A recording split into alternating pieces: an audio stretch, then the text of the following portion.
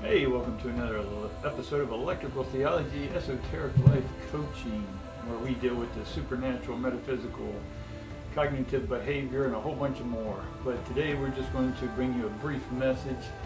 I've already done a reading earlier. If you want to check that out, there's going to be a link below, or just check out the video earlier. And I give these second videos out not as an extended to the reading, but as just a message of the universe itself coming through. And part of the message coming through as I do my meditations in the morning, this is basically the energy of what I am or who I am going through and what the energy is. And a lot of times the energy that's running through me is the same energy running through you. So if there is a depressed energy, then we all feel it. If there's an exciting energy, then we all feel it. Now we all feel the same energy, just as if we're all standing in the ocean and the same wave hits us all. We all feel that wave. How you react to that wave, that's where the differences become different. That is what distinguishes us from everyone else, is the way in which we interpret that wave of energy. To that in the unfolding of that into this and the Shambhala hierarchy, and then we talk about God. God is sort of the first organized, structured consciousness of energy, right? As energy came from no thing, it started just spewing out, just like the wave came in for the ocean. And how you deal with that energy, that wave that comes in, is the consciousness of God.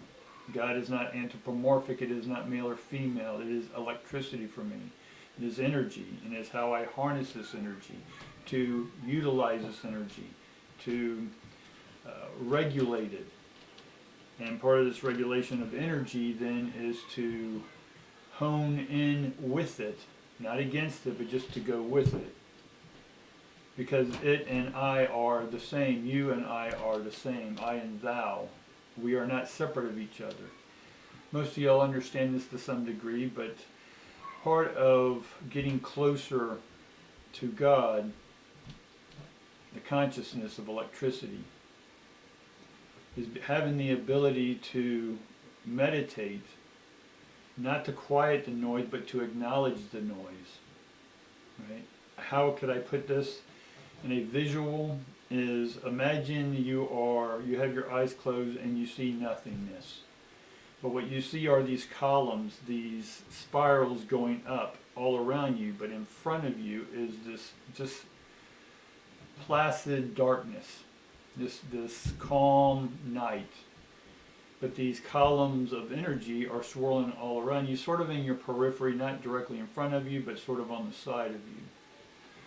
These spirals are your thoughts, your reactions, your contemplations about what's going on with you in your daily life. When I stare in front of me, that is my God. That is my internal peace. And my meditation is about getting more in touch with this internal peace. I always know when I'm boiling water for my tea, I always know with my ears when that tea is about, or when that water is about at its boiling point. Because what happens is before the water hits boiling, it's very noisy, right? You hear the steam and the churning of the bubbles, right? But then as soon as I hear that quiet, right? I don't take the water off while it's at its loudest. I wait till it calms down, and then I'm able to pour the liquid over my tea. So what do I mean by this? What does this mean? It means that when your life is noisy, when these spirals are getting in front of your God, your calmness, right? It's not to panic more, but it's just just sit back for a second, allow those thoughts just to finish themselves out. And then they die out. That's the noise, that's the bubbling of the tea or the water.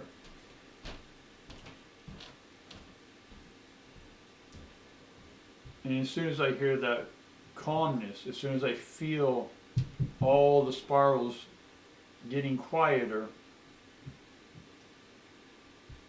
I know that it's time, I know that I have reached my place of peace. And it's in that place of peace that I am now with myself. That I'm ready to manifest from a place of high vibration, of calmness. If you're trying to manifest from a spiky, spiraling energy, you're trying to manifest from the spirals, not from the placid night. So when your life seems to be getting really loud and distractive, just know not to keep pushing, but to back off and allow those thoughts just to burn themselves out, if you will. And then you're able to tap into God energy and then pour that over your desires, your choices that you're ready to have, that you're ready to unfold. Okay? Even if you're not sure what those are, the boiling essence of God, right, will then bring out, just like it does the essence of the tea, it will bring out the essence so then we can drink of God energy. Does that make sense? But that's how manifesting can be productive. Right? It's about allowing the noise. Yes, we all have noise. And when that stressful noise gets louder, you can step back for a second, and then be okay that, okay, I'm just going to let this boil, this energy boil, right? And then finally, when I hear that calm quietness of the water reaching its boiling temperature, it's actually quieter, right? But the water itself is hot. It is at its hottest. And so God is at its hottest when I'm the calmest by focusing on the calm God energy. And when God's at its hottest point, then I'm ready to have God come into my thoughts, emotions, and actions and manifest them fully, right? Because it has the most power of God behind it. Hopefully this helps with you. This is just a thought of the day, energy of the feeling of the day. So yes, we get caught up in our craziness, but every now and then just step back and just listen to how loud things are. And then as that is allowing God to come into your life, for you to open up to God energy. And then eventually the noise gets quieter, but then it's more powerful, it's the hottest. All right? And then we'll put that into our thoughts, actions, and emotions for what it is we're here to do for other people and for ourselves.